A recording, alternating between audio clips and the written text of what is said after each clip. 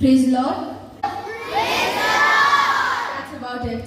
Okay, so today I'll be taking up a very important topic, vigilance. Something that our generation especially lacks a lot. Okay, so before I begin, I'd like to thank God and the Sunday School faculty for giving me this opportunity to share God's word today. And I genuinely hope all of you guys listen very well. You know how they say, familiarity breeds contempt. In the church, the danger isn't always rejecting God's word. No, it's becoming numb to it. Because we keep hearing, oh, Jesus is coming back. But we don't pay heed to it. We nod and move along as if it's just another normal word. As if it's just background noise. Yeah? But see, what we should really be doing is rejoicing or preparing. Can somebody read Matthew 24:42 for me? Therefore keep watch, because you do not know the day that your Lord will come. Is that clear to all of you? You do not know the day that your Lord will come. His return is real. It's not a myth or a story that you hear every day. Because the hour is hidden, we cannot afford to be lukewarm. Lukewarm is one of the biggest dangers in today's churches. You know, can someone read, be careful to read the exact same thing. Revelation 3:15 and 16.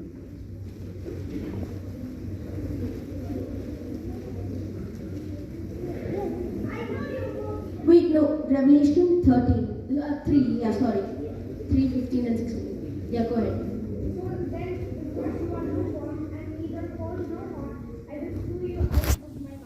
Exactly. Do you guys hear what he said? Yeah? Because you're lukewarm, he will spit you out of your mouth. We cannot afford to do that. We cannot afford to be lukewarm.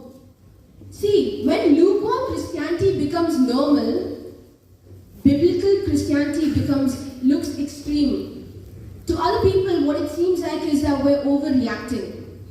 But truth be told, God doesn't want half-hearted people to follow Him.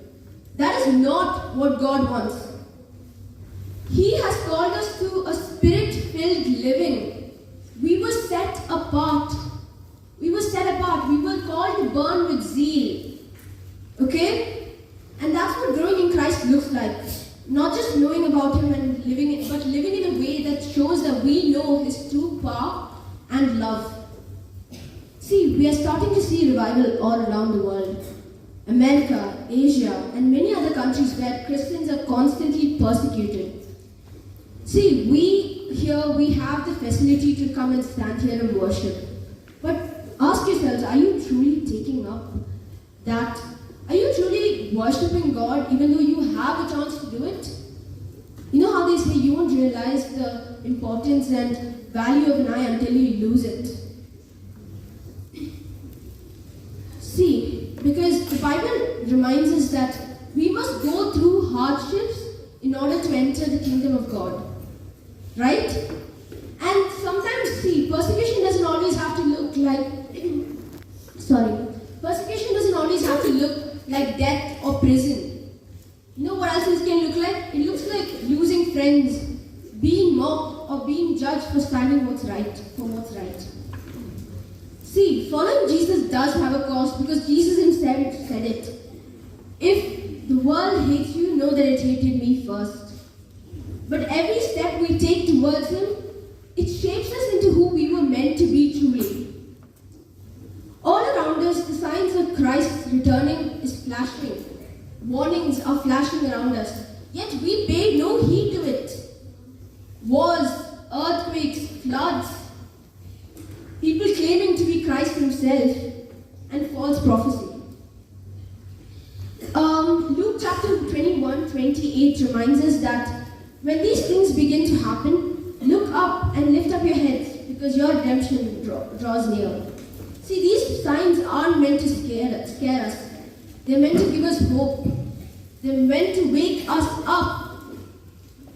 This isn't just world events we're talking. We're talking about spiritual warfare. We're talking battle. Can someone read 1 Peter 5:8 for me? 1 Peter chapter 5 verses 8.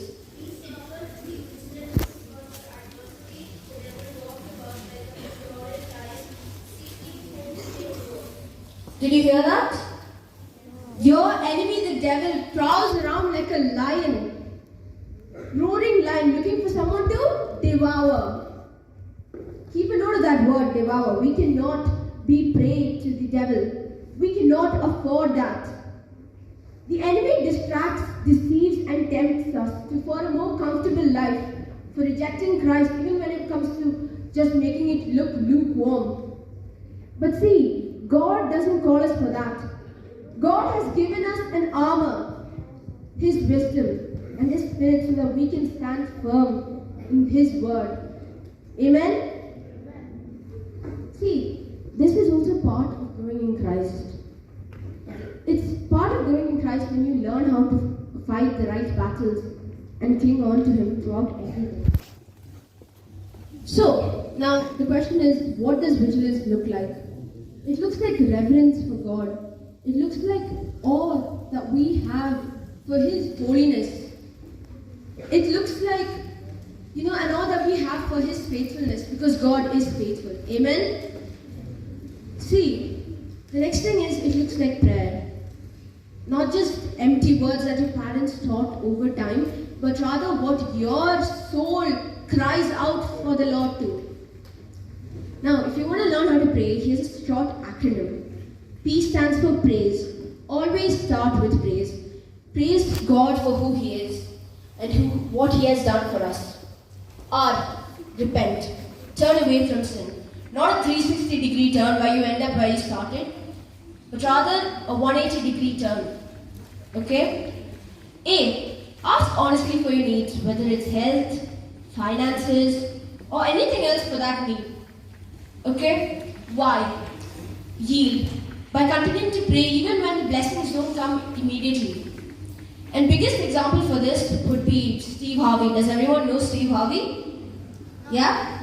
So Steve Harvey is this TV show host, and he was homeless for 3 years before he got a home, before he landed a job. And all throughout those 3 years, he prayed. Okay? See, the next is word. Read your Bible. You keep hearing it, but nobody takes heed to it. Do not let your Bibles collect dust. And don't just take it on Saturdays or Sundays and be like, oh, praise the Lord, and then keep it back. That is not what you're called for. You are told to read your Bible because it equips us and trains us to discern the bad spirits from the good ones. And finally, what I think is most important, especially during this time and age, is learn how to defend your faith.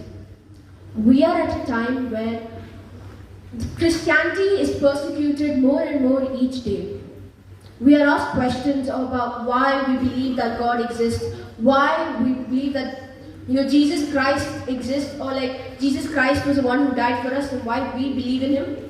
You can't just be like, oh, it's because the church told me to. That is not an answer. You should be able to defend your faith. Okay? Matthew 7:23, one of, at least for me, the scariest verse in the Bible. It's Jesus, rejecting. I'll read it out for you. I never knew you. Depart from me, you who practice lawlessness. See, once you hear those words, there is no turning back. You were rejected. You had all this time, and yet you did not pay heed to His word. This is what happens. See, but then at the same time, Revelation 16 verses 15 gives us hope, because it says, blessed is the one who stays awake and remains clothed. See, the difference between being rejected and being blessed is vigilance. It's walking with Christ on a daily basis. It's growing in Him and letting His Spirit guide every choice. So, the King is coming. The world is shaking and revival is stirring. The Spirit is calling us to wake up. Don't get comfortable. Don't get distracted. Don't get lukewarm. Be ready, because once that trumpet sounds, there will be no second chances. The King is coming. Let's grow in him and be ready to meet him.